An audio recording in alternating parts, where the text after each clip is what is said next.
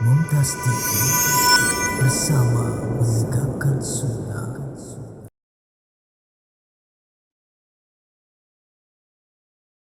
Assalamualaikum warahmatullahi wabarakatuh.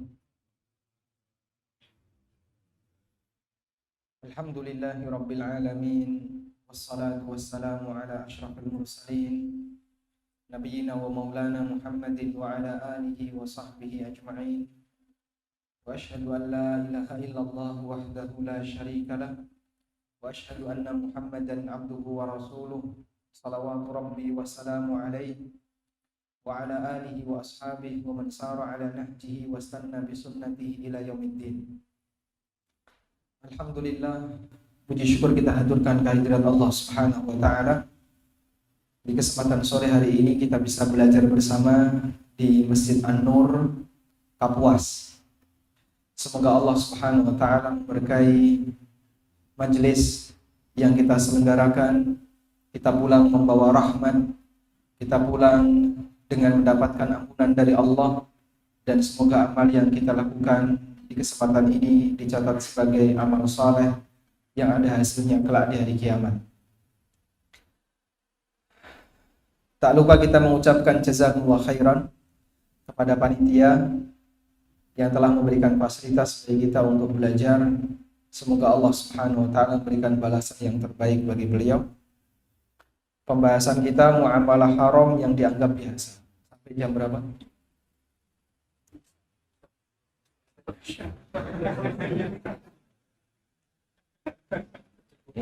Ini kan transit saja kan?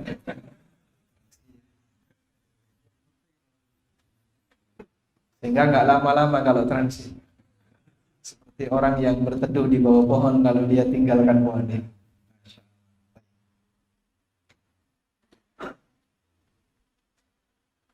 Insya Allah kajian kita sampai maghrib ya. Sampai maghrib. Dan barangkali karena waktu kita terbatas, barangkali nanti kita sediakan bagi teman-teman para jamaah sekalian forum tanya jawab yang lebih longgar. Karena mungkin saya tidak balik lagi ke sini tahun depan. Ini baru yang pertama saya tiba di Kapuas, masya Allah. Ternyata ikhwah di sini banyak. Nah, kita akan bahas teori umum terlebih dahulu. Kemudian nanti melihat realita yang ada di lapangan.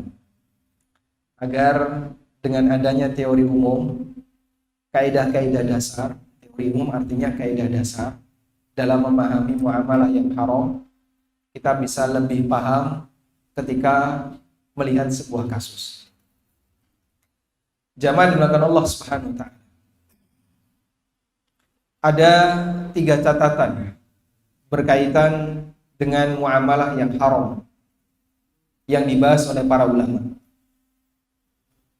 Catatan yang pertama, bahwa sesuatu yang haram itu jauh lebih sedikit dibandingkan yang halal.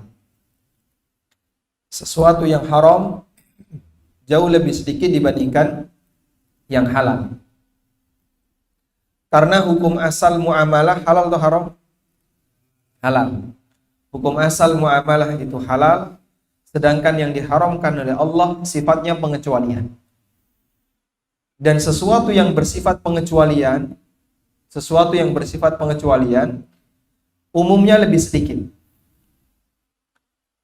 Karena itu, kalau misalnya ada sebuah keadaan, ya, ada 100 siswa yang terdaftar. Anda membuat sebuah kalimat. Semua siswa hadir kecuali 95. Kalimat ini salah atau benar? Salah. Kenapa salah? Karena yang dikecualikan lebih banyak daripada yang terkecualikan. Sehingga dalam istisna, dalam sebuah kalimat pengecualian, al-mustasna harus lebih sedikit dibandingkan mustasna minhu. Apa yang dikecualikan harus lebih sedikit dibandingkan apa yang terkecualikan. Karena itu kalau kalimatnya kita koreksi, semua siswa tidak hadir kecuali 5 orang. Sehingga kita sebut yang lebih sedikit daripada induknya. Untuk itu ketika kita punya kaidah, hukum asal muamalah adalah mubah, kecuali yang dilarang. Berarti yang dilarang itu lebih banyak atau lebih sedikit? Lebih sedikit. Sebab yang dilarang itu dikecualikan dari hukum asal. Sehingga yang keluar dari hukum asal umumnya lebih sedikit. Karena itu Allah tegaskan dalam Al-Quran bahwa yang haram itu dirinci oleh Allah. Yang haram itu dirinci. Allah Subhanahu wa taala berfirman, "Wa qad fassala lakum ma harrama 'alaikum illa ma turirtum 'alaihi."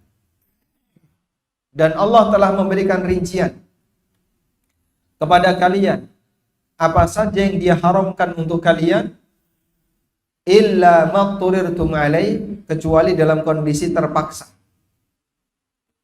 Dan sesuatu yang dirinci itu lebih sedikit daripada yang tidak dirinci. Makanya kalau kita disuruh untuk menyebutkan, sebutkan daftar binatang yang haram dengan daftar binatang yang halal, banyak mana Pak? Banyak yang halal. Sehingga yang halal itu tidak dirinci dalam Al-Quran. Al-Quran tidak menyebutkan binatang apa saja yang halal, 1, 2, 3, karena terlalu banyak. Sementara yang haram yang dirinci. Sebab yang haram itu lebih sedikit. Dan lebih sedikit memungkinkan untuk dirinci dibandingkan yang lebih banyak. Ada banyak sekali yang dihalalkan oleh syariat. Ada banyak sekali yang dihalalkan oleh Allah Subhanahu wa taala. Sebab Allah ciptakan alam raya ini, bumi ini untuk manusia agar dikelola oleh mereka. Huwallazi khalaqalakum ma fil ardi jami'a. Dialah zat yang menciptakan untuk kalian apapun yang ada di muka bumi ini. Kata Imam As-Sa'di rahimahullah, huwallazi khalaqalakum imtinanan. Dialah zat yang telah menciptakan untuk kalian sebagai bentuk nikmat bagi kalian. Artinya ketika itu diciptakan untuk manusia, berarti hukum asalnya manusia boleh memanfaatkannya. Hukum asalnya manusia boleh memanfaatkan. Sehingga ini dasar yang paling pokok yang perlu kita pahami. Hukum asal dalam muamalah adalah mubah, kecuali yang dilarang. Dan sesuatu yang dikecualikan itu lebih sedikit, karena yang dikecualikan ini keluar dari hukum asal. Tidak?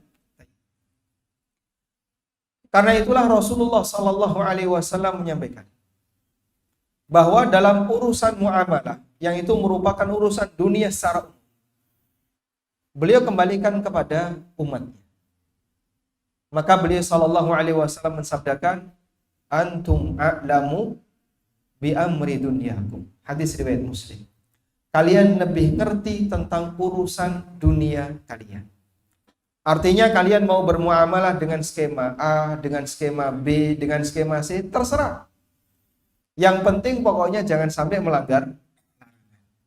Sehingga jadilah sebuah kaidah bahwa pada asalnya muamalah itu boleh kecuali yang dilarang. Dan yang dilarang jumlahnya lebih sedikit. Sebagai konsekuensi,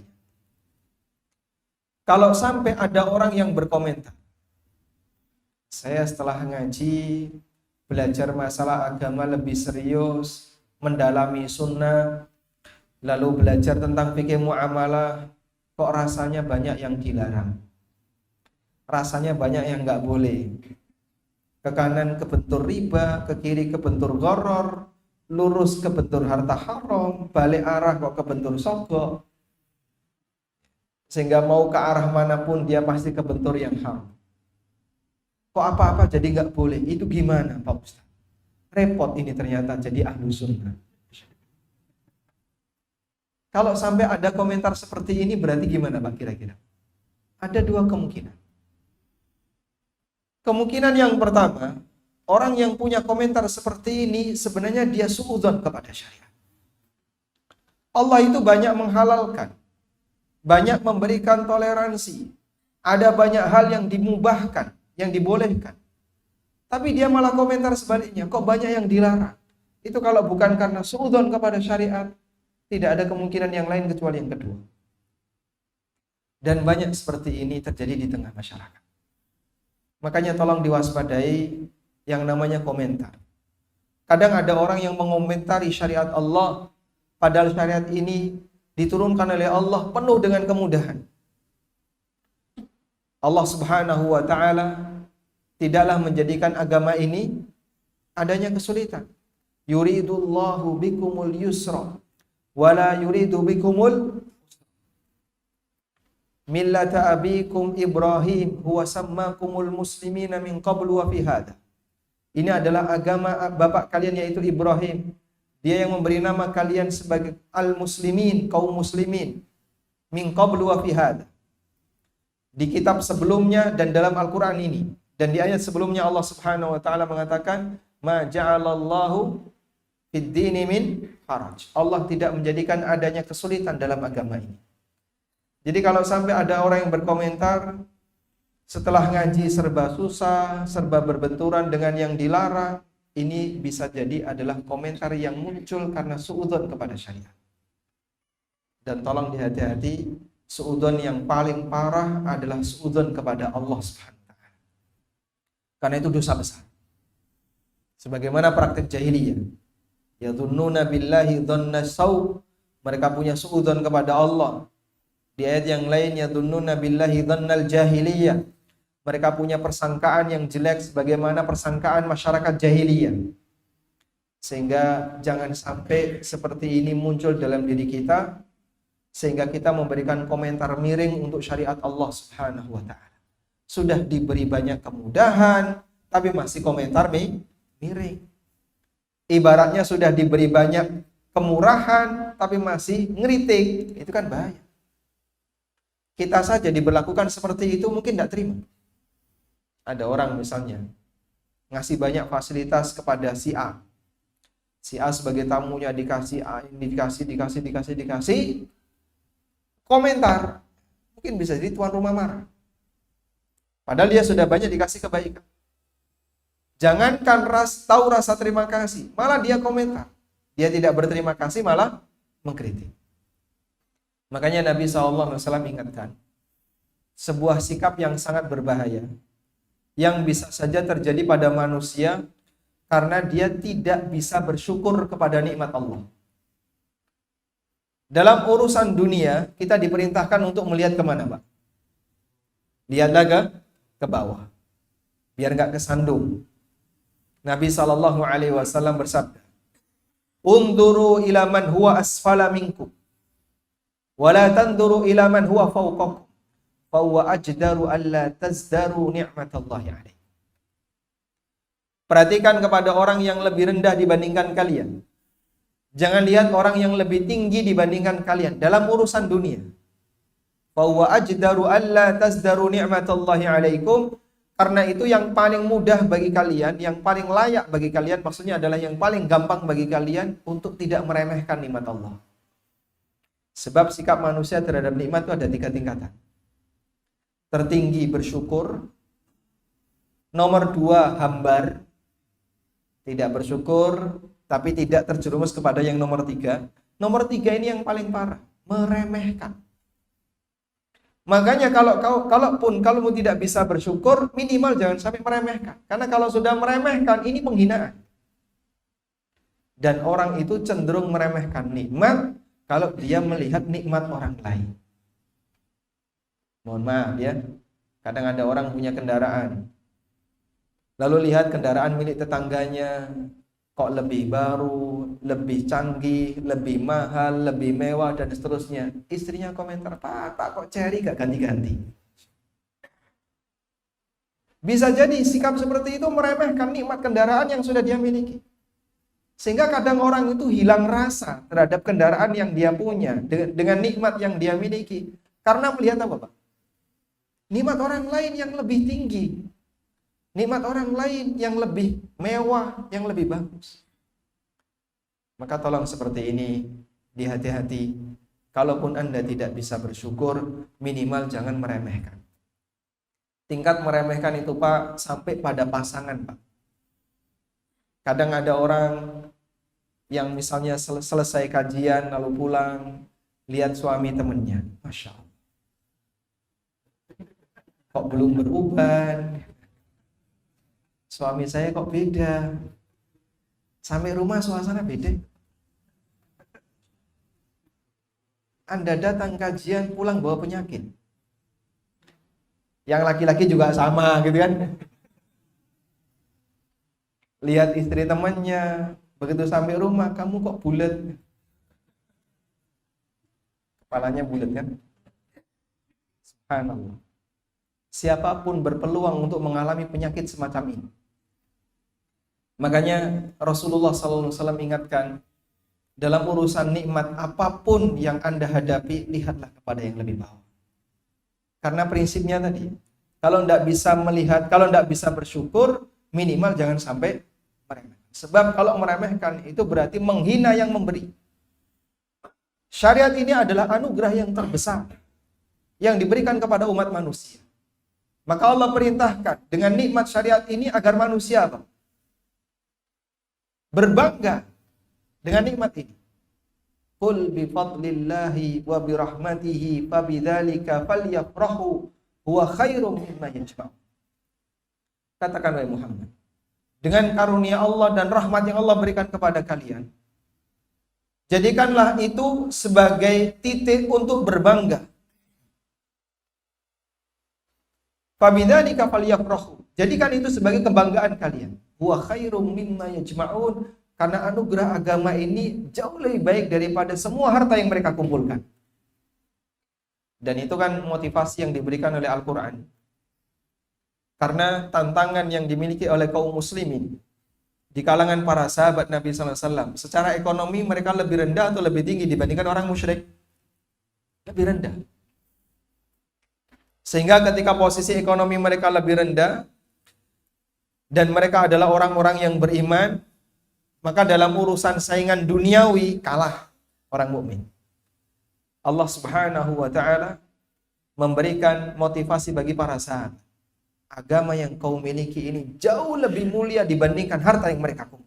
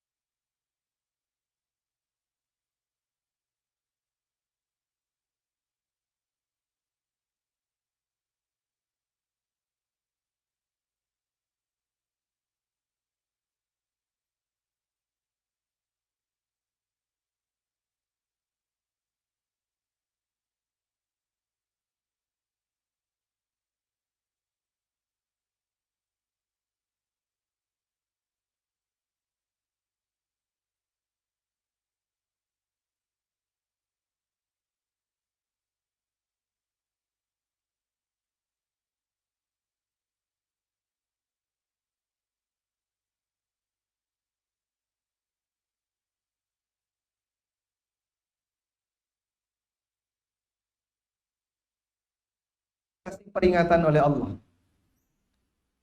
Siapa yang mau nurut, maka dia ngikuti peringatan itu, sehingga jadi orang baik.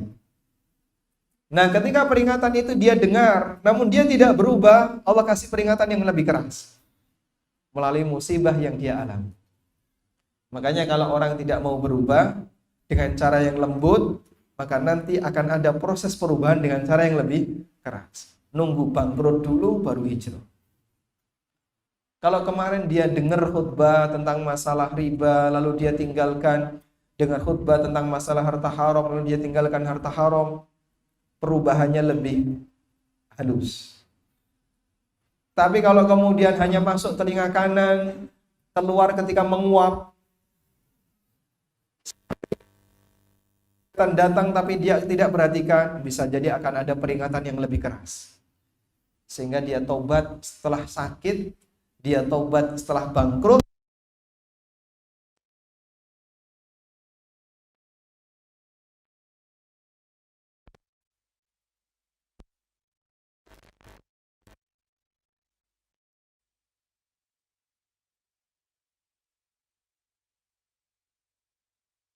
Situ bersyukurlah kepada Allah, berarti kita mendapatkan hidayah.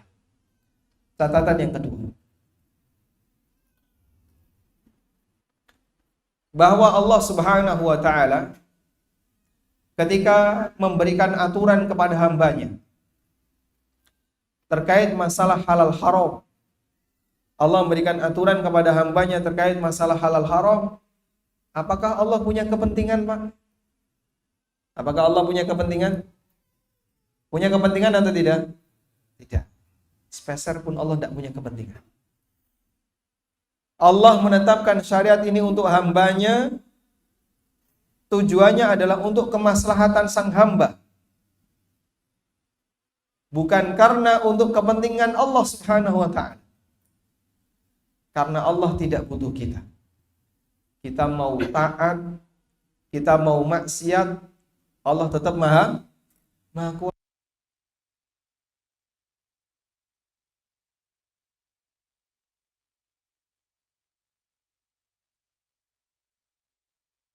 Kita jadi orang yang semangat dalam belajar agama, maka syariat akan semakin indah.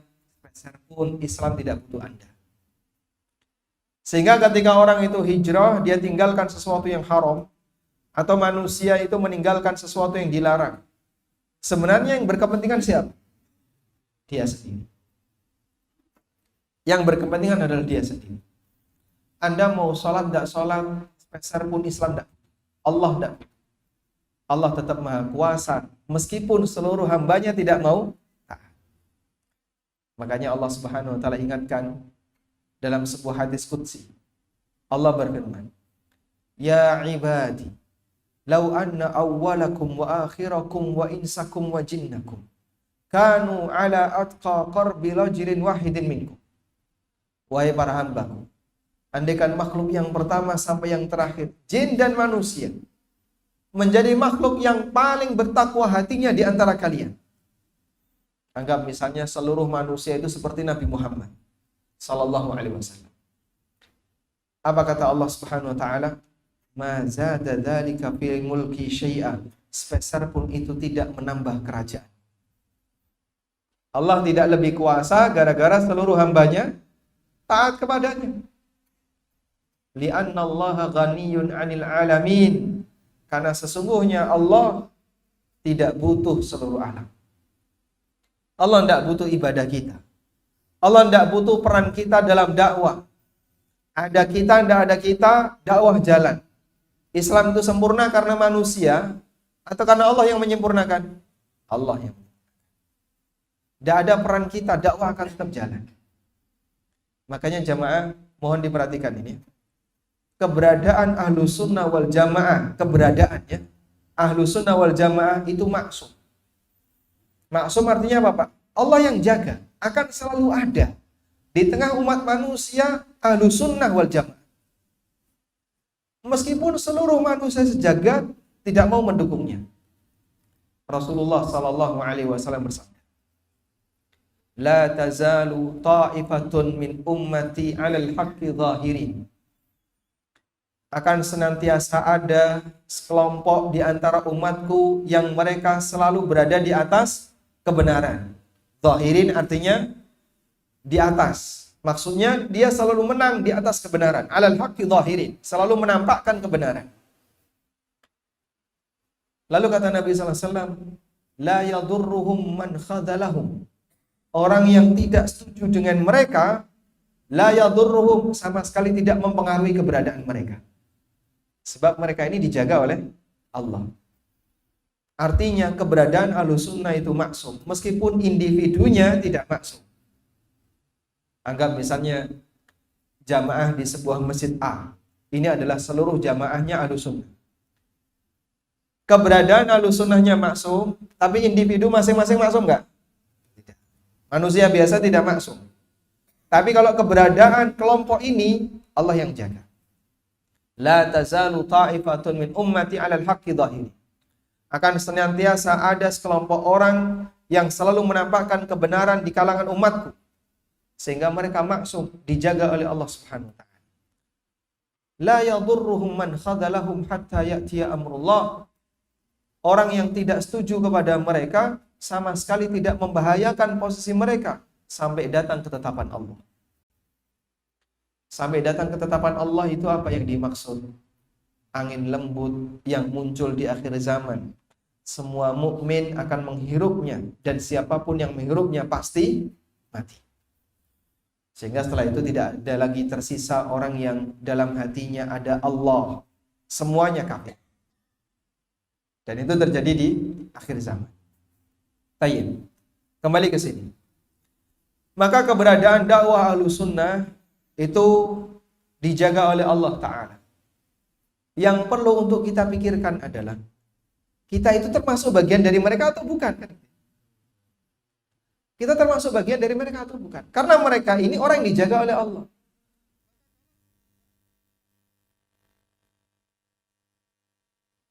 Sebabnya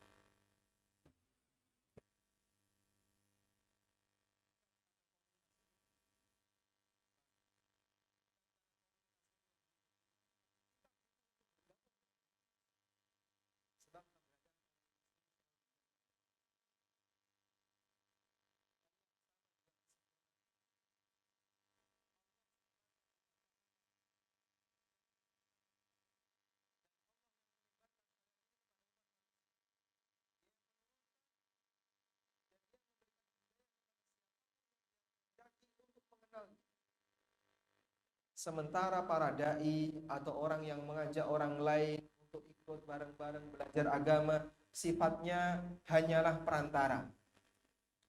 Kalau Anda tidak berada di dalamnya, Allah akan pilih orang lain untuk berada di dalamnya. Siapapun yang ada di alam ini, tapi kitalah yang membutuhkan.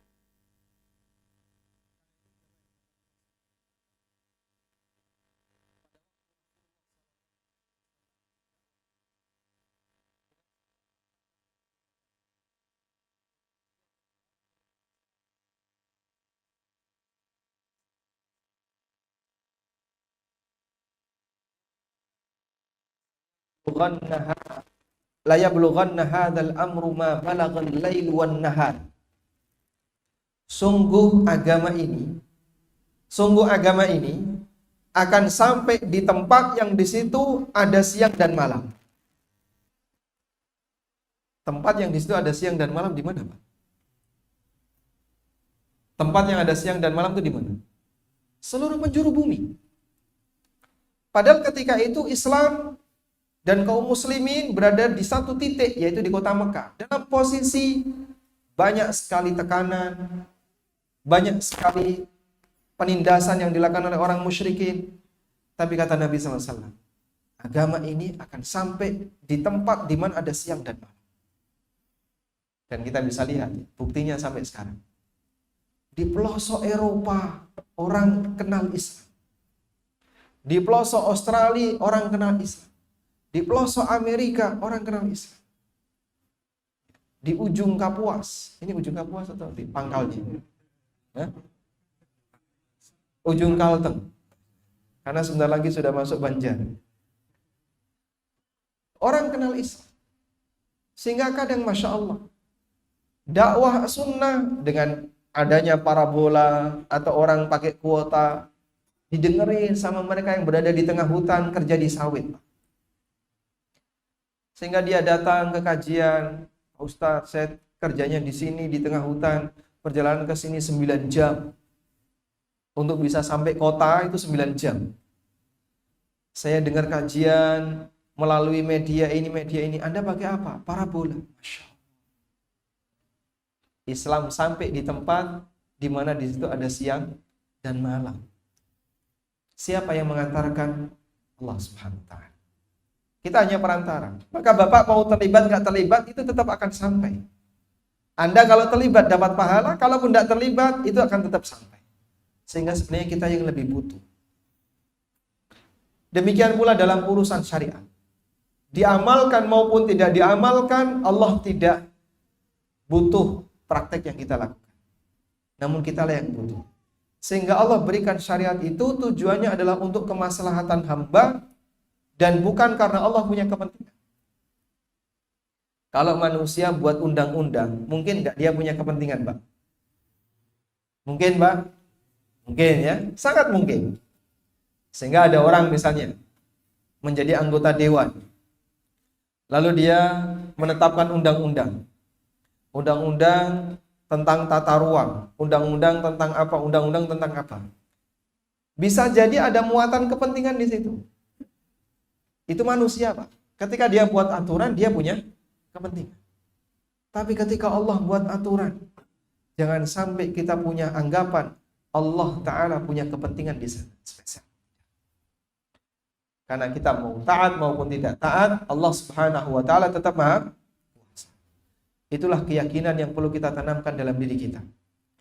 Sebab kita yang lebih butuh terhadap aturan itu bukan Allah. Seluruh manusia butuh aturan itu. Tapi Pak, nyatanya ada banyak orang yang nggak mau. Katanya manusia butuh. Karena banyak orang yang dia tidak tahu kebutuhannya. Sebabnya apa? Penyakit kebodohan yang ada pada dirinya. Karena itulah Allah Subhanahu wa Ta'ala tegaskan dalam Al-Quran. Inna aradna al-amanata 'ala as-samawati wal jibali wal ard 'ala as-samawati wal ardi wal jibal fa abaina an yahmilnaha wa ashfaqna minha wa hamalaha insan innahu kana zaluman jahula. Allah telah tawarkan amanah ini kepada makhluk-makhluk yang besar, langit, bumi, gunung.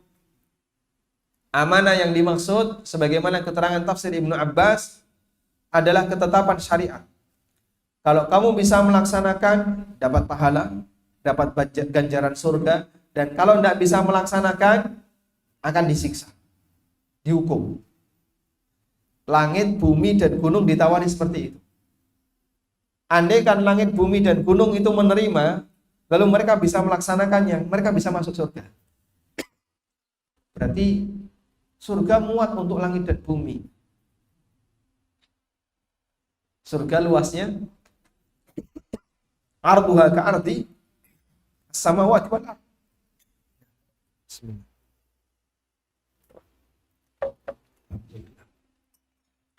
Luasnya seperti luasnya langit dan bumi. Lebih luas lagi sehingga makhluk yang dikehendaki oleh Allah bisa masuk ke dalamnya. Namun mereka ketakutan. Fa'abaina, mereka tidak mau menerima amanah itu dan mereka ketakutan. Wa hamalahal insan, ternyata makhluk yang kecil-kecil ini mau menerimanya. Lalu Allah kasih peringatan, innahu kana zaluman. Manusia itu zalim dan bodoh. Kenapa disebut zalim? Karena dia banyak melakukan pelanggaran.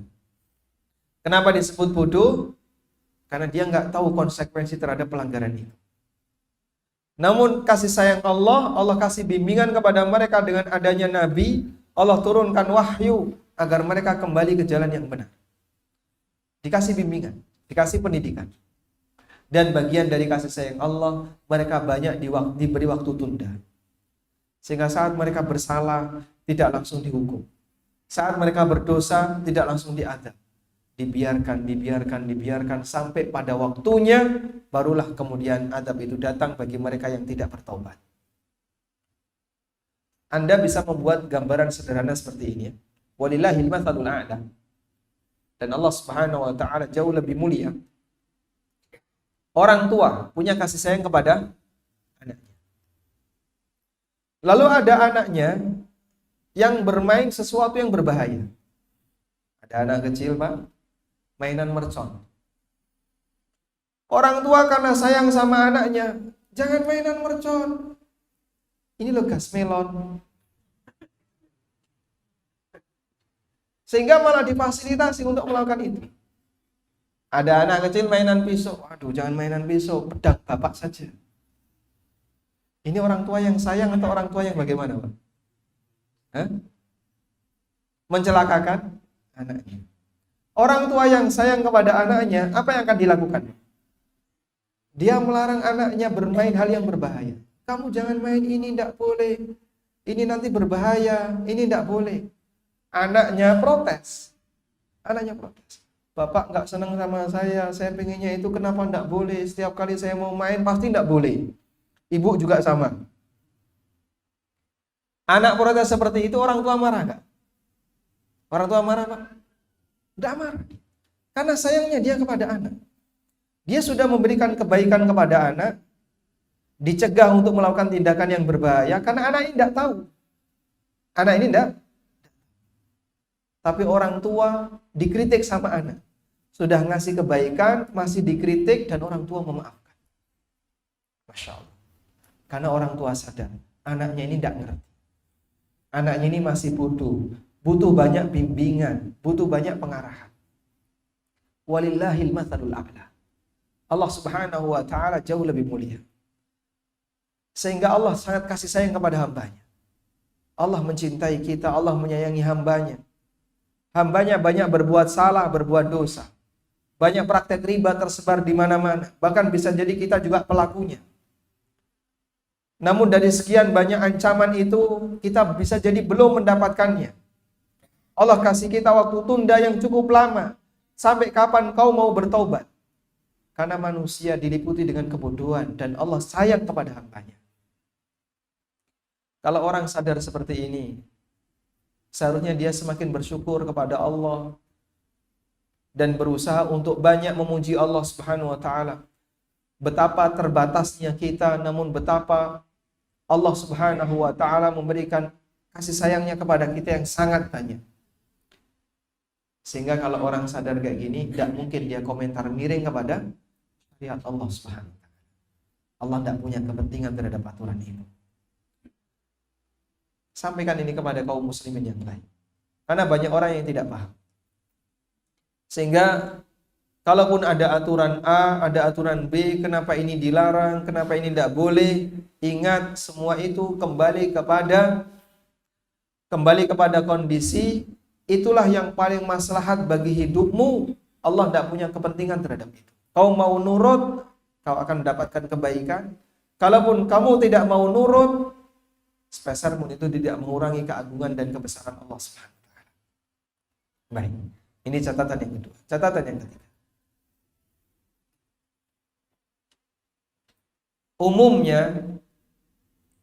Umumnya sesuatu yang diharamkan oleh Allah digantikan dengan sesuatu yang halal.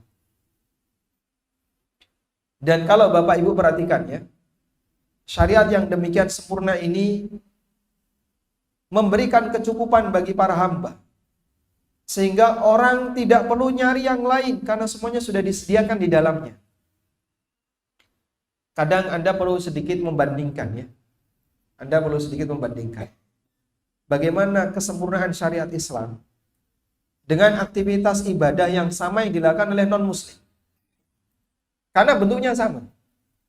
Saya kasih contoh. Di tengah orang musyrikin, mereka itu punya aktivitas bertapa. Tahu bertapa, Pak? Mereka semedi dengan tujuan mendekatkan diri kepada Tuhannya, menenangkan jiwa, dan mereka anggap itu adalah tingkatan yang tertinggi agar manusia bisa mencapai nirwana. Dan itu dulu dilakukan oleh orang musyrikin di zaman jahiliyah. Terutama semedi yang mereka lakukan adalah sambil gantung senjata. Senjata ditaruh di bawah pohon, lalu mereka bertapa di bawahnya. Besok pagi dia bawa senjata itu dan dia punya keyakinan senjata ini sudah ada isinya. Salah satu contohnya apa? Dzatul Anwat. Sampai para sahabat pernah minta kepada Rasulullah SAW agar diberi apa? Dzatul Anwat. Saat mereka melakukan perjalanan menuju ke Hunain, dalam hadis dari Abu Waqid Al-Laythi radhiyallahu anhu, beliau bercerita ketika kami melakukan perjalanan menuju Hunain, wa nahnu hudatsa'u ahdin bil kufri, dan kami baru saja keluar dari kekufuran, artinya baru masuk Islam. Lalu para sahabat melewati sebuah pohon sidr. Pohon sidr itu apa? Bidara. Dan bidara itu pohon keramatnya orang Arab. Kalau di Jawa, pohon keramatnya ringin. Beringin ya. Kalau Kapuas apa? Pohon apa? Ulin. Pohon apa, Pak? Salah. Pangga. Masing-masing daerah itu punya standar yang berbeda-beda. Kalau Arab, pohon keramatnya bidara, kalau di Jawa beringin, kalau di Kalimantan atau di Sumatera misalnya apa, misalnya garu. Masing-masing punya pohon keramat. Lalu para sahabat mengatakan, "Ya Rasulullah, ij'al lana dzata anwatin kama lahum dzatu anwat." Ya Rasulullah, berikan kepada kami dzatu anwat sebagaimana mereka punya dzatu anwat. Kenapa disebut sebagai dzatu anwat? Karena dipakai untuk gantungkan senjata. Lalu orangnya bertapa di bawahnya. Islam ngasih ganti. Syariat yang semisal dengan itu. Iktikaf. Sehingga sama-sama berdiam diri. Banyak beribadah kepada Allah, bermunajat kepada Tuhan. Sebagaimana dilakukan oleh orang musyrikin. Tapi bentuknya yang satu mengantarkan ke surga, yang satu mengantarkan ke neraka. Bedanya di mana, Pak? Iman. Amalnya sama, tapi yang satu amal yang dibimbing oleh iman, yang satu amalan yang isinya kesyirikan. Ada juga aktivitas penyembelihan. Orang musyrikin punya aktivitas menyembelih. Orang mukmin juga punya aktivitas menyembelih. Bedanya di mana? Sama-sama sapi yang disembelih. Yang satu kurban yang mengantarkan ke surga. Yang satu persembahan untuk selain Allah dan itu mengantarkan ke neraka. Orang musyrikin dulu punya azlam. Al-iqtisam bil azlam mereka gunakan untuk mengadu nasib, untuk mengundi nasib. Jadi nasibnya atau untuk menentukan apakah ini nanti jalan atau tidak pakai undian. Islam gantikan dengan sholat istikharah. Dalam masalah muamalah juga seperti itu. Riba diharamkan, gantinya apa? Jual beli. Apa dalilnya? Apa dalilnya? Angkat tangan dulu. Apa dalilnya? Masya Allah. Wa ahallallahu al-bay'a wa harrama riba. Ini hadiah yang disediakan panitia banyak sekali. Maka nanti kita kebiar hadiah aja ya. Ini apa ini kan? Yang ini apa ini?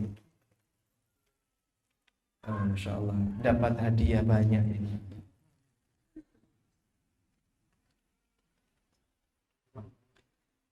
Kayaknya mainan anak-anak. Dibuka nanti saja, Pak ya. Baik.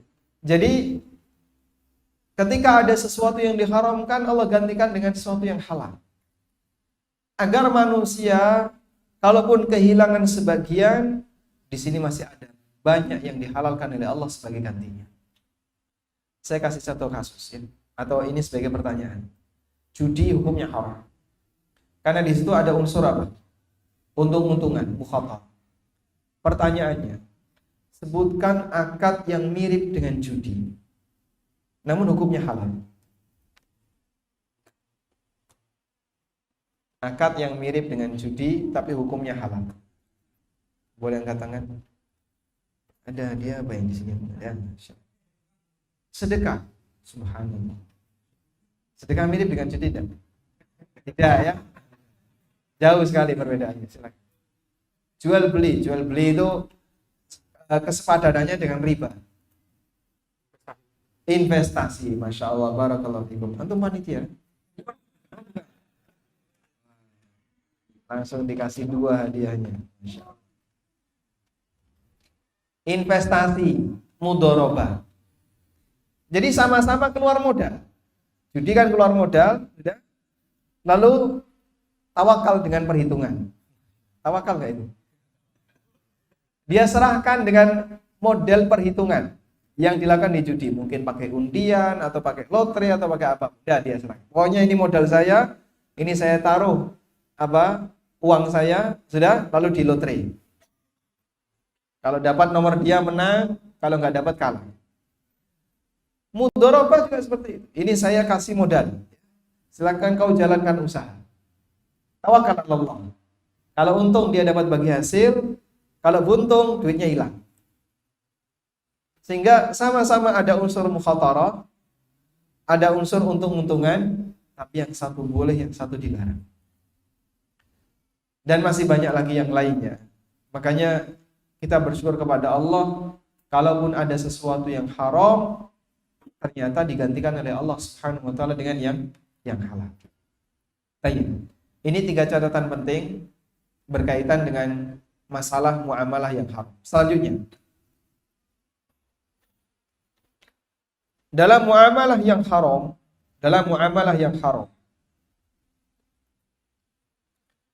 hukum asalnya tadi mubah, yang haram lebih sedikit karena sifatnya pengecualian. Kata kunci dari yang haram itu adalah muamalah yang mengandung 3 unsur. Muamalah yang haram adalah muamalah yang mengandung salah satu dari 3 unsur. Salah satu dari 3 unsur. Apa saja itu, Pak? 1, mengandung riba. 2, mengandung unsur gharar. Yang ketiga, ada unsur kezaliman. Riba, gharar, zalim. Bisa diulang?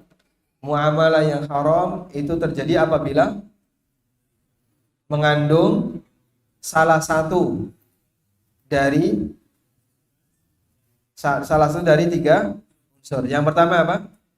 Riba. Yang kedua, gharar. Yang ketiga, zalim. Apabila ada salah satu dari 3 ini, maka transaksi itu hukumnya haram. Cuman satu aja sudah haram. Salah satu. Tidak harus 3-3-nya ya. Ada riba tapi nggak ada gorornya, oh masih halal. Jangan. Kalau sudah jelas riba ya sudah nggak boleh. Ada goror tapi tidak ada sisi dolimnya, haram. Meskipun cuma ada goror saja. Salah satu di antara 3 ini. Baik. Karena itulah para asatidzah yang mereka belajar dalam masalah muamalah, ketika ditanya kasus apapun terkait masalah muamalah, yang dicari itu ada nggak 3 unsur ini.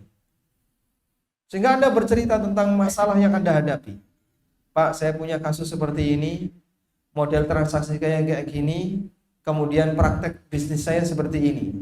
Bapak detailkan. Ustadz yang mendengarkan itu, yang dicari cuma 3 ini, Pak. Bisa metani 3 ini. Tahu metani, Pak? Nyari kutu ya. Kalau dia bisa menemukan salah satu dari 3 ini, nanti sang ustadz akan menyampaikan hukumnya haram karena mengandung riba atau mengandung gharar yang fahish, gharar yang nilainya besar, atau ada unsur kedoliman. Jika ada. Kalau tidak ada, dikembalikan kepada hukum asal, hukumnya bu. Sehingga setelah dicari, haram ghararnya tidak ada, riba nggak ada ribanya, kayaknya tidak ada unsur kedoliman. Baik, 3 ini tidak ada, maka beliau akan simpulkan kembali kepada hukum asal, muamalah hukumnya. Gampang ya, mudah insya Allah. Jadi cari penyakitnya, kalau ada penyakitnya kita vonis ini harus dieksekusi.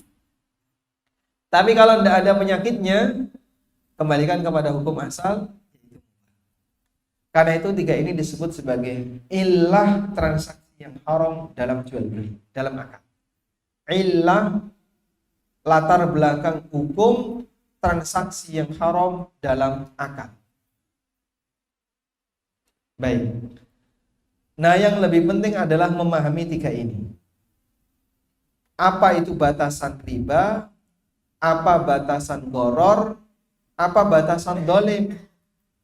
Semakin detail bisa memahami tiga ini, semakin bisa rinci ketika memahami sebuah kasus. Makanya kadang saya pernah menerima pertanyaan ya, Pak, kata Ustadz A, praktek ini tidak boleh, mengandung riba. Dah? Ribanya di mana? Tidak tahu, katanya mengandung riba. Ketika kita coba teliti, kadang tidak ada ribanya, adanya gharar. Ini bukan riba, ini gharar yang benar. Karena banyak orang yang kadang main vonis ya. Ini MLM tidak boleh, kenapa? Riba. Tolong jelaskan kepada kami, ribanya di mana? Tidak tahu, pokoknya riba. Mohon maaf, jangan main vonis. Karena bicara halal haram itu bahaya. Bicara halal haram bahaya. Wala taqfu ma laysa laka bihi ilm. Jangan mengikuti apa yang kau tidak punya ilmunya. Sehingga lisan kadang menilai ini halal, ini haram, litaftaru 'ala Allahil kadhib, untuk membuat kedustaan atas nama Allah dan menetapkan hukum itu bahaya. Sebab yang berhak untuk menetapkan hukum halal haram Allah Subhanahu wa taala. Manusia tidak berhak untuk itu. Yang bisa dia lakukan adalah menerapkan hukum Allah pada kasus. Makanya kalau dia nggak tahu, prinsipnya apa? Inna syifa'al ayyis su'al. Obat nggak tahu adalah tanya, konsultasi dulu Pak. Jangan main fatwa, jangan main vonis. Nah kadang bagi sebagian orang dia itu punya standar yang berbeda. Kalau untuk kepentingan pribadi difatwakan boleh. Karena kan kadang orang itu memfatwai dirinya sendiri ya. Dia punya kasus terus dia timbang-timbang. Kayaknya menurut saya ini boleh deh. Menurut saya. Dia punya kasus, dia timbang sendiri, dia fatwai dirinya sendiri. Memberi fatwa kepada dirinya sendiri. Ada kayak gitu Pak? Tapi ketika ditanya sama orang lain, oh enggak boleh. Kamu harus jadi orang yang qanaah. Hati-hati loh ya, nanti kamu dihisab di hari akhir. Ini harus ditinggalkan. Haram ini mengandung gharar. Ghararnya di mana Pak? Tidak tahu saya. Kalau kau gunakan untuk standarmu, kenapa dibuat longgar? Tapi begitu untuk orang lain kau buat lebih ketat. Jadinya nggak adil. Makanya belajar tiga ini sangat penting. Terus tiga ini apa Pak? Wah ini agak butuh waktu banyak ya. 1 jam lagi cukup Ustaz. Tapi nabrak maghrib nih. Maghrib jam berapa Ustaz?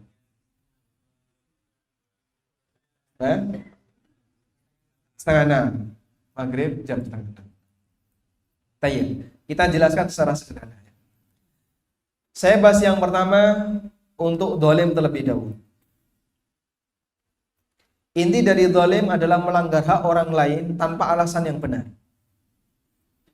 Ada nggak yang melanggar hak orang lain tapi dibenarkan? Ada Pak? Ada? Ada. Kenapa Pak? Karena ada maslahat yang lebih besar. Contohnya apa? Contohnya memberi hukuman kepada orang lain. Itu kan melanggar hak orang ya. Seharusnya yang namanya manusia itu tidak boleh dihukum. Tapi kenapa dia dihukum? Oh sebab dia melakukan pelanggaran. Dia dipukul, dia dipenjara, atau dia didenda, atau hukuman yang lainnya, itu melanggar hak. Baik berkaitan dengan fisiknya, atau berkaitan dengan hartanya. Tapi ketika itu diberikan atas dasar yang benar, berarti ini melanggar hak, dan punya alasan yang kuat, hukumnya putih. Contoh yang lain. Ada orang yang tidak mau menjual tanahnya, padahal ini mau dipakai pelebaran jalan. Dibangunlah jalan tol dari Palangka sampai Kapuas. Laku nggak kira-kira? Jalan normal aja sepi. Baik, ada misalnya proyek pelebaran jalan. Otomatis yang namanya pelebaran jalan akan makan tanah orang lain. Ada salah satu warga yang tanahnya, saya tidak mau jual tanah saya. Pokoknya saya akan tetap bertahan di sini, saya nggak mau jual. Ketika dalam situasi seperti itu, apa yang boleh dilakukan oleh pemerintah? Lahan ini boleh untuk diterjang meskipun orangnya tidak melanggar hak dong, enggak. Meskipun melanggar hak, sebab maslahat umum lebih diutamakan daripada maslahat pribadi. Maslahat umum lebih diutamakan daripada maslahat pribadi. Sehingga kalau menjumpai seperti ini, berarti dia melanggar maslahat pribadi, tapi untuk kepentingan maslahatul ammah muqaddamatun ala maslahatil khassah. Maslahat yang luas lebih didahulukan daripada maslahat yang terbatas. Dari sinilah kita bisa memahami ketika ada orang yang melakukan pelanggaran dalam masalah muamalah, namun itu ganggu aktivitas masyarakat banyak. Contohnya apa, Pak? Contohnya apa? Menimbun, ihtikar. Sehingga orang yang menimbun, dia berhak untuk dipaksa menjual barangnya dengan harga di bawah, dalam rangka untuk memberikan kelonggaran bagi masyarakat. Ini contoh bentuk melanggar hak tapi diizinkan. Namun kalau tidak ada alasan yang dibenarkan, pelanggaran hak hukumnya haram. Sebab yang namanya zalim, adzulmu dzulumatun yaumal qiyamah. Yang namanya kezaliman adalah kegelapan kelak di hari kiamat. Baik. Kemudian contoh kezaliman itu apa? Contoh kezaliman dalam masalah muamalah ada banyak. Di antaranya yang pertama adalah tindakan penipuan, al-ghish. Kemudian turunannya banyak. Turunan penipuan itu ada praktek jual beli najash. Ada praktek jual beli musarrah. Ada praktek jual beli menyembunyikan aib dan seterusnya. Nabi SAW bersabda, "Man ghasya falaysa minna." Siapa yang menipu maka dia bukan bagian dari golonganku. Kalau yang najas contohnya apa, Pak? Menampakkan seolah-olah bagus, menarik, padahal aslinya tidak sesuai dengan realita. Nabi SAW bersabda, "Wala tanajashu." Janganlah kalian saling melakukan praktek najas. Contoh najas, satu. Misalnya, si A menjual barang ke si B. Mereka sedang tawar-menawar. Di tengah mereka sedang tawar-menawar, datang Mukidi. Lalu Mukidi menawarkan barang itu kepada si B. Kamu ditawari A berapa? 10 juta. Di tempat saya aja 9 juta, barangnya sama. Maka Mukidi seperti ini disebut apa? Najis. Mukidi seperti ini prakteknya disebut, transaksinya disebut dengan transaksi najis. Dan Nabi SAW melarang praktek jual beli najis. Atau sebaliknya. Sebaliknya gimana Pak Ustaz? Mukidi datang menawar. Berapa ditawar B? 10 juta. Barang bagus kayak gini kok, harusnya 12. Maka B termotivasi untuk beli. Akhirnya dia beli barang itu dengan harga yang mahal, padahal aslinya kehadiran Mukidi ini hanyalah untuk menipu konsumen yang sebenarnya. Dia cuma pura-pura nawar. Makelar ya. Ini kalau di Jawa disebut teknik belantik sapi. Nyentuh sapinya saja itu sudah pakai poin. Sehingga harga sapi jadi gara-gara para belantik sapi. Makelar ini itu bisa berbahaya. Baik. Contoh yang lain apa Pak?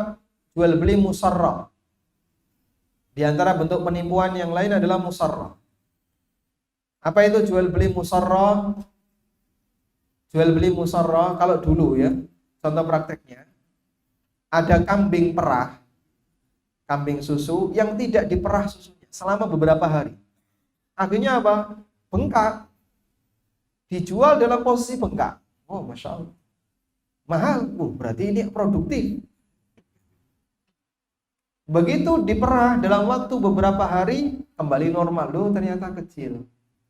Praktek ini namanya musarrah. Nabi SAW memberikan izin, silahkan dikembalikan. Wasaun min tamrin, ditambah 1 sok kurma sebagai ganti susu yang diambil. Kalau dalam tempat kita apa Pak? Jual beli musarrah? Mungkin tidak ada. Tapi contoh yang ada di Jawa ya. Contohnya apa? Sapi gelonggong. Tahu sapi gelonggong Pak? Selang dimasukkan ke mulutnya sapi sampai ke dalam, terus dinyalain pompa Pak. Jadi nggak pakai keran Pak, bukan dari tandon, pakai pompa air itu ya. Semprotkan air ke dalam sapi itu. Sampai dia terjatuh-jatuh, kembung, lalu setelah itu dia disiram air. Sehingga ketika disembelih dagingnya berair, ditimbang berat. Itu contoh musarrah. Nah, orang kan melakukan praktek seperti ini ya. Jual beli ikan biasanya diapain dulu? Ya, ikan biasanya diapakan dulu? Direndam. Orang jualan kacang direndam dulu. Teknik-teknik seperti itu umum di masyarakat kita ketika mereka berjualan. Kalau sawit diapain? Disiram. Ya, sawit ditimbang. Sebelum ditimbang diapain? Disiram air. Biar lebih berat. Oh, biar segar ya.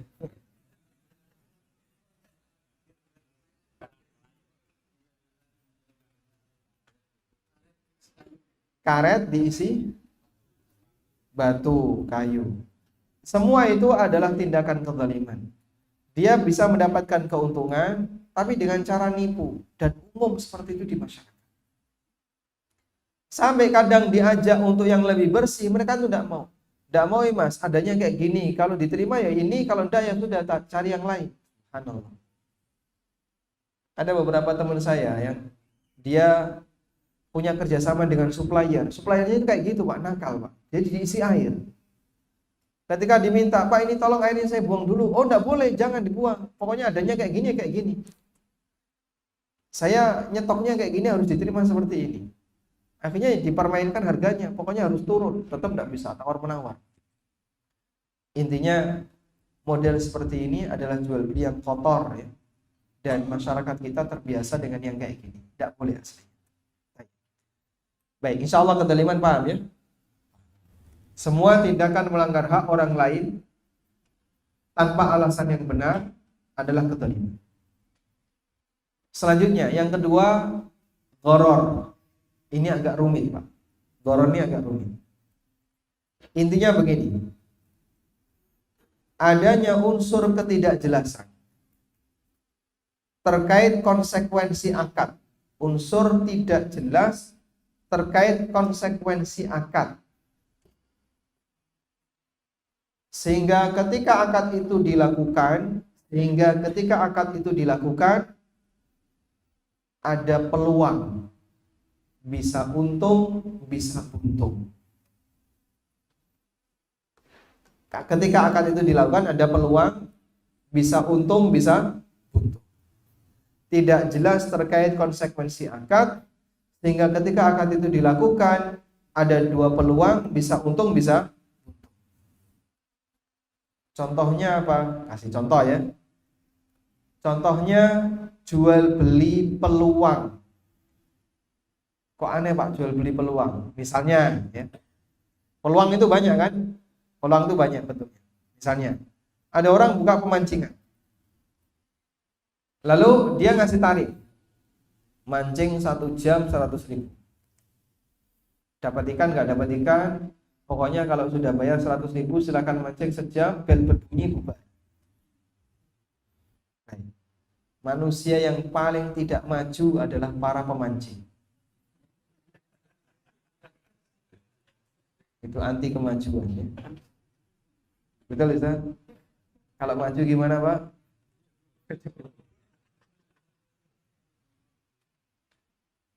Dalam praktek seperti ini ya, ketika dilakukan, dia bayar 100.000. Sebenarnya 100.000 dia bayar apa? Bayar apa dia? Tiket mancing. Kalau misalnya dia nggak dapat ikan, rugi. Kalau dia dapat ikan banyak, bisa untung.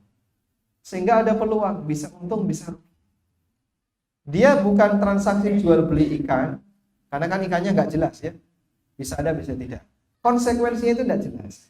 Nanti saya dapat ikan enggak, Mas? Enggak tahu, Pak. Ya, pokoknya kamu mancing aja. Di saat posisi seperti itu, maka praktek mancing seperti ini hukumnya dilarang. Kalau sewa pancing boleh nggak, Pak? Boleh kalau sewa pancing. Biasanya berapa? Ya paling 3.000 sejam sewa pancing ya. Atau misalnya tambah umpannya satu set misalnya 5.000. Tapi kan bendanya ada. Anda bayar 3.000, sudah konsekuensinya jelas. Penggunaan pancing sejam.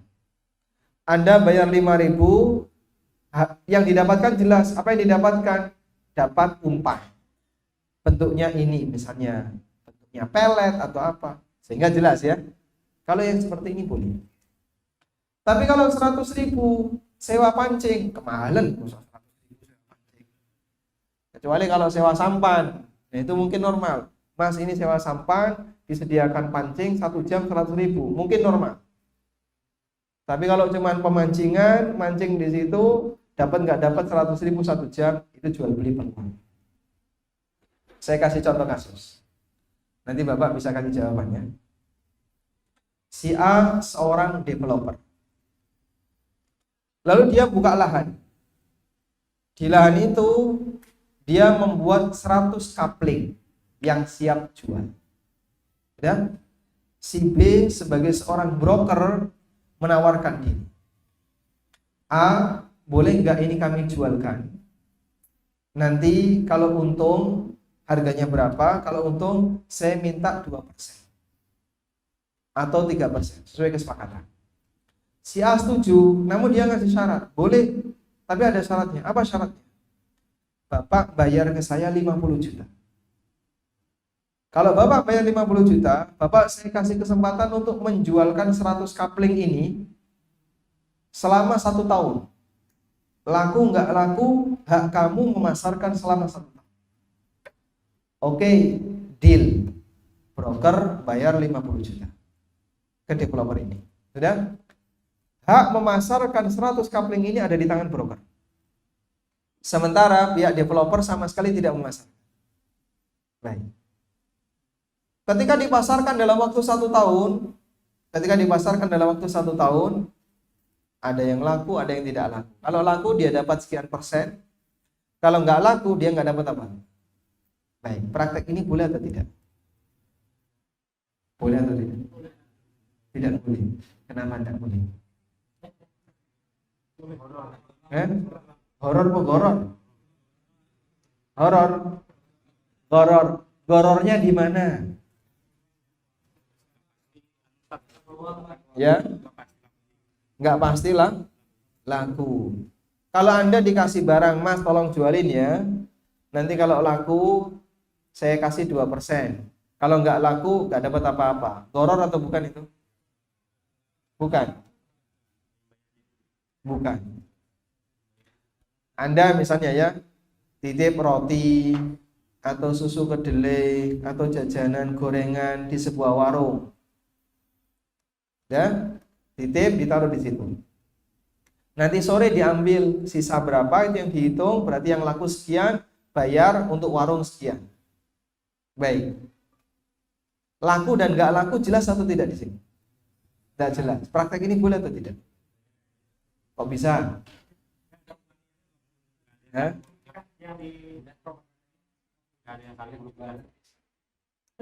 Yang jualan pisang. Nggak ada uang yang dibayarkan oleh? Tidak ada? Maksudnya nggak ada peluang gimana? Kalau laku dapat untung, kalau nggak laku nggak rugi. Masya Allah, dapat hadiah. Yang besar. Yang paling enak, padahal ini panitia yang berhak untuk membagi hadiah. Masya Allah. Alhamdulillah.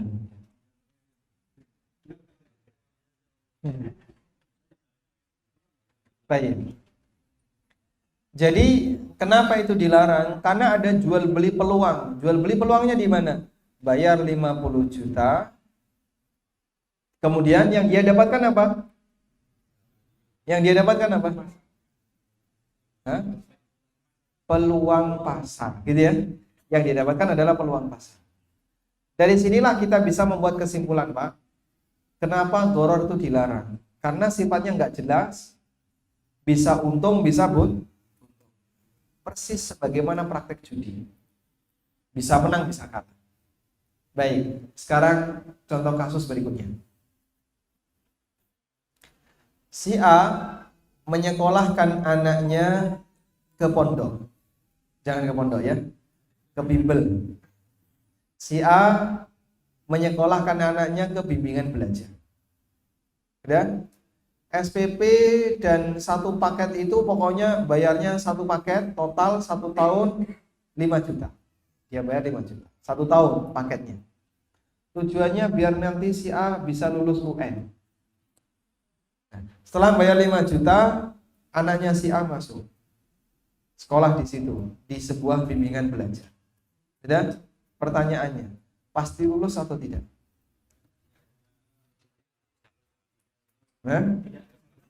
Bisa lulus, bisa di. Berarti dia bayar 5 juta, ya.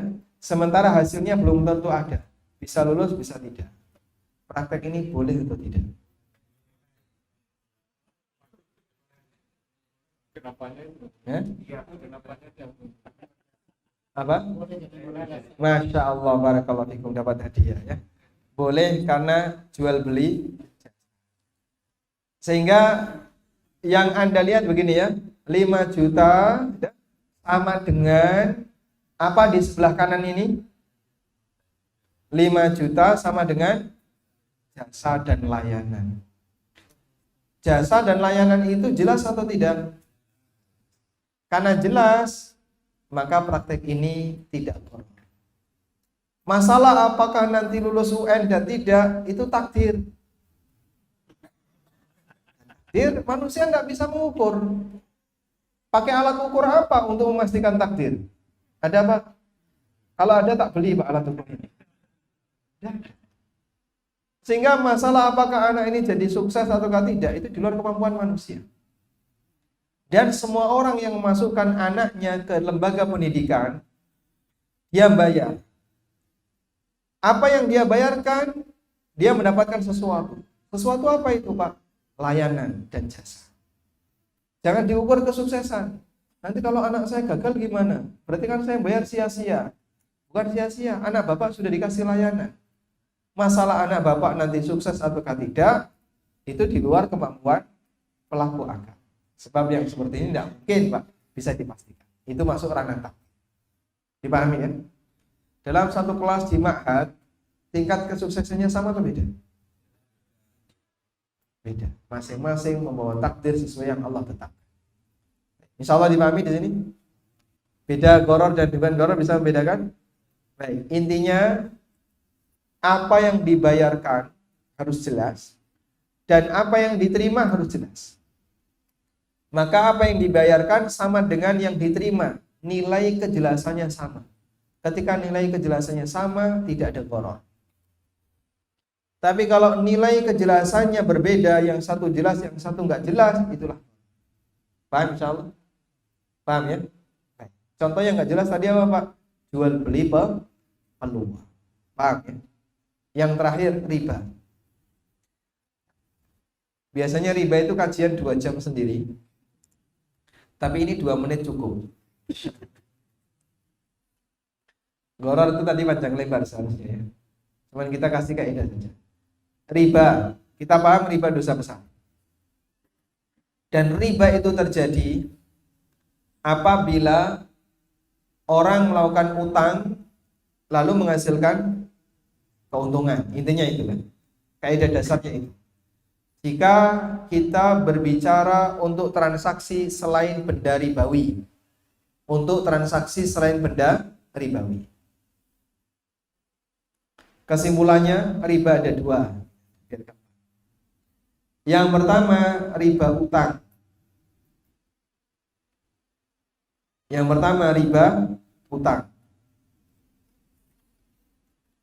Riba karena utang piutang adalah riba yang didapatkan disebabkan transaksi utang. Utang ada kelebihan itu aja. Yang kedua,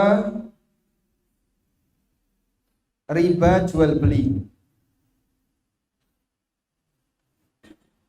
Apa itu riba jual beli? Riba jual beli adalah riba yang terjadi karena transaksi jual beli beda ribawi. Transaksi jual beli beda ribawi. Sudah? Baik. Riba jual beli tadi apa definisinya? Riba yang terjadi karena transaksi beda. Untuk riba jual beli mungkin tidak bisa kita bahas karena cukup banyak rinciannya ya. Saya fokus ke riba utang saja. Kaidah dari riba utang adalah perkataan yang disampaikan oleh Fudhalah bin Ubaid. Kullu qardin jarra naf'an fahuwa riba. Semua utang yang menghasilkan manfaat, maka manfaat itu adalah riba. Insyaallah kita semua sudah hafal. Kapan itu terhitung sebagai utang ribawi? Ketika di situ ada tambahan yang disyaratkan. Baik. Karena itu begini. Apabila ada transaksi di mana transaksi itu meragukan apakah itu utang ataukah itu jual beli, ada transaksi yang meragukan ini utang atau jual beli, maka pastikan yang terjadi adalah apakah ada barang yang bergerak di situ. Apakah ada barang yang bergerak di situ. Kalau ada barang yang bergerak, berarti dia jual beli. Tapi kalau tidak ada barang yang bergerak, berarti dia akan utang. Kalau jual beli boleh ada keuntungan, kalau utang tidak boleh ada keuntungan. Masih bingung ya?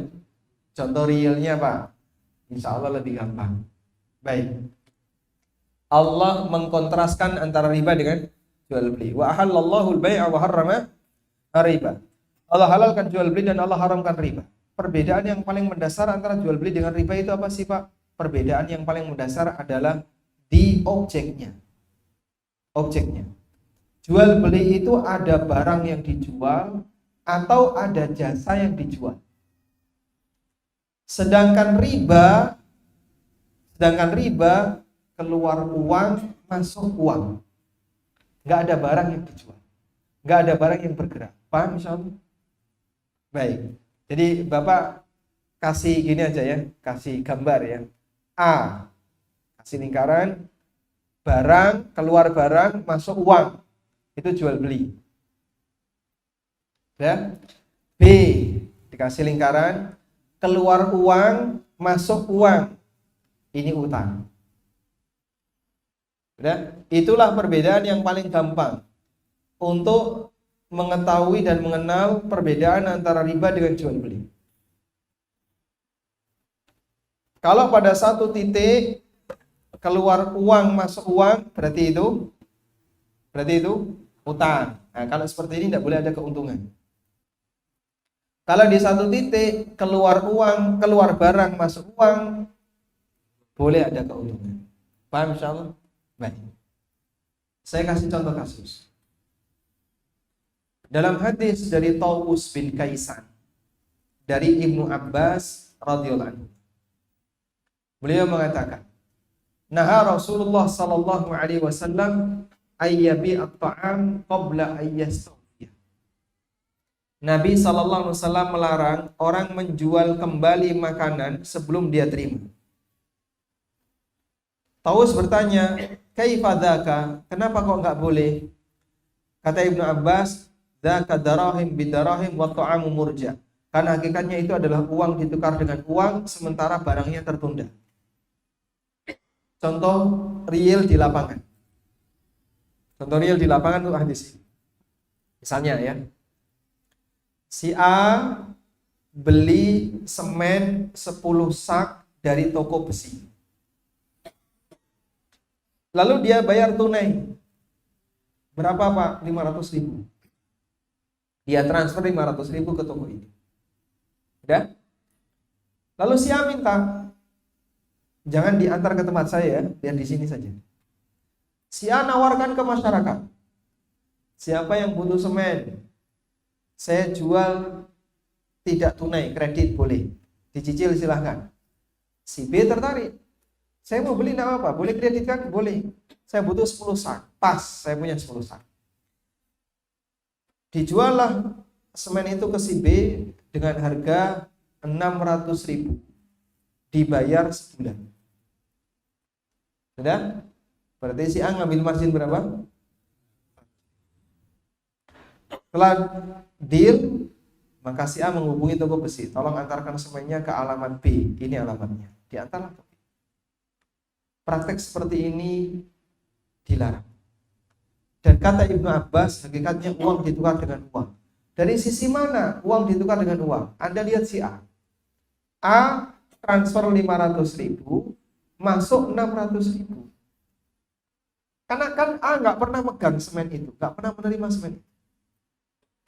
Sehingga hakikat yang terjadi adalah si A itu keluar 500, masuk. Praktek seperti ini hakikatnya duit ditukar dengan. Paham insya Allah? Paham ya? Masya Allah. Itu teori Pak. Butuh waktu 1 jam untuk menjelaskan. Nah di sini cuma 5 menit ini.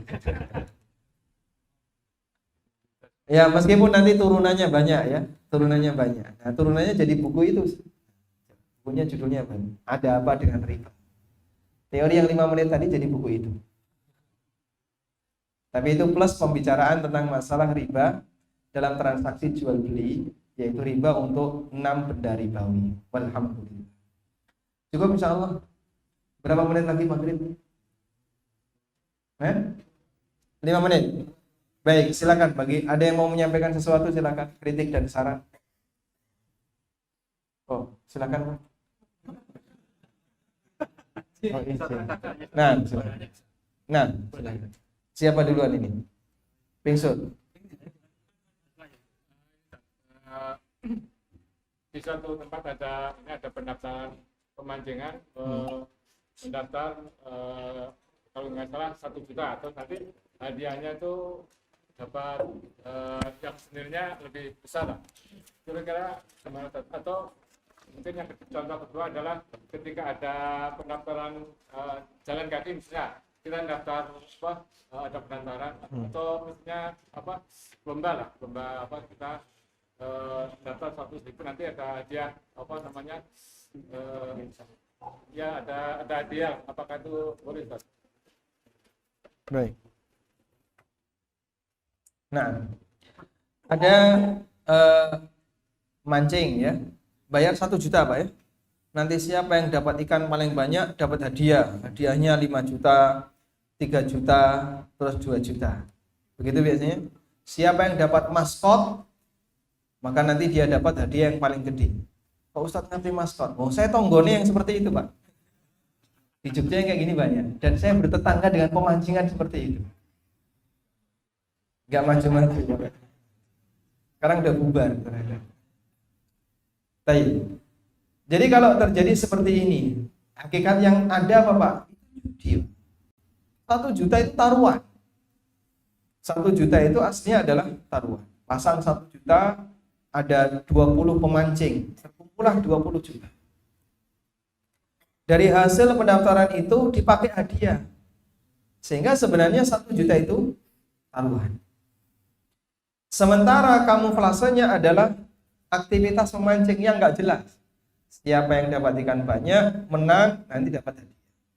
Yang kurang banyak, kalah, nanti dia harus kehilangan 1 juta.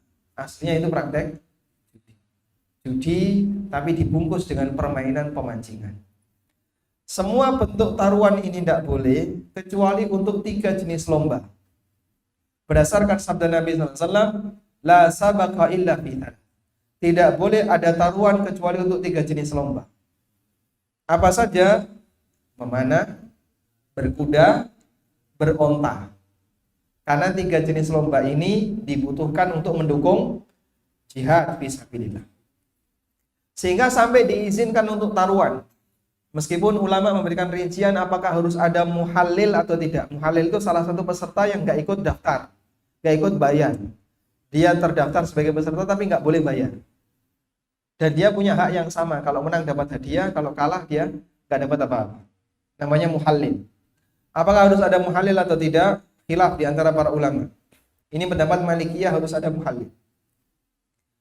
Nah, kalaupun ini boleh, terbatas untuk kegiatan lomba yang mendukung syariat. Misalnya, di sini ada berapa takmir? 10 takmir atau 20 takmir. Ayo taruhan Pak, berapa? 500.000. Oke, taruhan. Taruhan 500.000 mau dipakai apa? Kita lomba menghafalkan surat Al-Baqarah. 20 orang taruhan 500.000, lombanya menghafalkan surat Al-Baqarah. Bagus ya? Mau dipraktekin? Siapa yang paling mungkin hafalannya dan paling banyak dapat hadiah. Kalau misalnya kita menganggap pendapat yang mengatakan bahwa ini bisa melebar untuk kasus yang lain yang mendukung syariat, praktek ini boleh. Namun sebagian ulama Malikiyah mensyaratkan harus ada muhallil. Satu anak atau satu orang dia dilibatkan dalam lomba, tapi dia nggak boleh ditarik iuran. Dan orang ini harus punya standar yang sama ya. Jangan yang paling goblok, ayo nggak usah. Karena kan pasti kalah dia. Itu muhallil. Nah, untuk selain itu tidak boleh, karena itu seperti jalan sehat yang berbayar, kemudian bayarannya nanti dipakai hadiah, ini sama sekali tidak kita rekomendasikan. Wallahu a'lam. Satu pertanyaan ya. Jualan baju anduk selimut berkarakter Spiderman, Hello Kitty dan lain-lain. Gambar yang dihinakan dalam mazhab Syafi'iyah itu diizinkan. Gambar yang dihinakan. Berdasarkan sebuah riwayat bahwa ketika Aisyah radhiyallahu anha diperingatkan oleh Nabi SAW ketika memasang korden yang ada gambarnya, lalu dipakai untuk sarung bantal. Bantal di masa silam itu dipakai duduk, bukan dipakai tidur ya. Wisada di masa silam itu dipakai duduk. Jadi alas duduk itu namanya wisada. Sehingga gambar itu ya dihinakan, diinjek, diduduki. Oleh karena itu kalau gambar ini posisinya di posisi itu Pak, dihinakan, Anda jualan yang seperti itu insya Allah boleh. Contohnya apa Pak? Keset misalnya. Kesetnya gambar apa? Gambar karakter. Insya Allah itu masih ditoleransi. Tapi kalau gambar itu di posisi yang dihargai, nah itu yang dilarang dalam syariat kita. Sehingga kalau bisa kita kosongkan yang seperti itu. Nah kira-kira anduk itu dihinakan atau bukan? Spray dihinakan. Pakai tidur kan? Spray. Anduk itu apa anduk? Anduk dihinakan enggak? Hah? Dihinakan.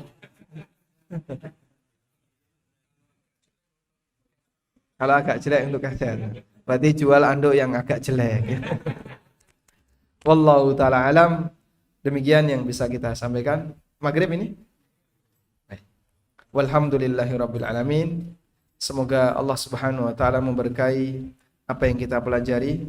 Allahumma anfa'na bima 'allamtana wa 'allimna ma yanfa'una warzuqna ilma. Wa sallallahu ala nabiyyina Muhammadin wa ala alihi wa sahbihi wa sallam wa akhiru da'wana alhamdulillahi rabbil alamin. Wassalamualaikum warahmatullahi wabarakatuh.